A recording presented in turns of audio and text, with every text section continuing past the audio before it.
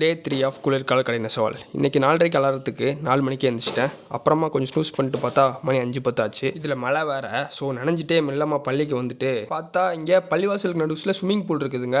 சரி அப்போ இங்கே கோல்டு ஷோர் ஒரு நாள் போட்டுற வேண்டியதான் அப்படின்னு பிளானை போட்டு பொதுவு செஞ்சுட்டு பள்ளிக்கு போயாச்சு.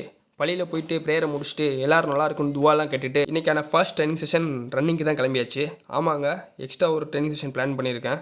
ஒரு அவுட்டோர் ட்ரைனிங் செஷன், ஒரு இன்டோர் ட்ரைனிங் செஷன். செமையான வியூவை பார்த்துட்டு 5 கிலோமீட்டர்ஸ் எப்படி போச்சுன்னே தெரில, கம்ப்ளீட் பண்ணிட்டேன். ரன்னிங்கை முடிச்ச கையோட அப்படியே ஜிம்முக்கு வந்தாச்சு. இங்கே தான் 2வது ட்ரைனிங் செஷன் இருக்குது. கொஞ்ச நாள் கழிச்சு இப்போ தான் ஜிம் பக்கம் வரேன். ஜிம்மில் இன்றைக்கி நமக்கு வந்து நெஞ்சுக்கறி ஒர்க் அவுட் தான். அதனால் ஃபர்ஸ்ட் ஒர்க் அவுட்டாக பாடி வெயிட்லேயே பெஸ்ட் ஒர்க் அவுட்டான புஷ்அப்ஸ் தான் போட்டேன். ஒரு செட்டுக்கு 20 அப்படின்னு வச்சு 3 செட்டு போட்டேன். அதை முடிச்ச கையோட செஸ்ட் ப்ரெஸ் மிஷினுக்கு போயாச்சு. இங்கேயும் அதே மாதிரி 3 செட்டு போட்டேன். பட் ஒரு செட்டுக்கு 12 ரெப் தான் போட முடிஞ்சு. அதை முடிச்சுட்டு ரொம்பவே எஸ்தட்டிக்கான அப்பர் செஸ்ட் ட்ரெயின் பண்ணுறதுக்கு இன்க்ளைன் செஸ்ட் ப்ரெஸ் தான் பண்ணேன். இதுலேயுமே 3 செட்டு போச்சு.